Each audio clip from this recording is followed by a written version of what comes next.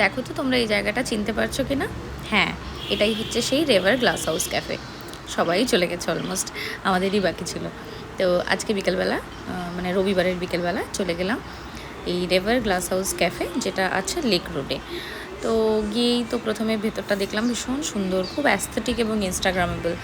তো আমাদের ইচ্ছে ছিল বেশ কিছুক্ষণ বসার, কিন্তু এত স্মোক ছিল চারিদিকে, এত আমার পাশের টেবিলেই একজন হুক্কা অর্ডার করেছিলেন, বা আমাদের আরও আশেপাশে যারা ছিল তারা অনেকেই হুক্কা নিয়েছিল। তো ভেতরটা অনেক স্মোক হয়ে গেছিলো, তোমরা ভিডিওর মধ্যে দেখতে পাবে হয়তো কিছুটা। তো সঙ্গে আমাদের হিয়া ছিল, তো তাই জন্য আমরা বেশিক্ষণ থাকিনি, চলে গেছিলাম। আর খাবার দাবার টেস্ট ভীষণ ভালো, খুবই ভালো লেগেছে।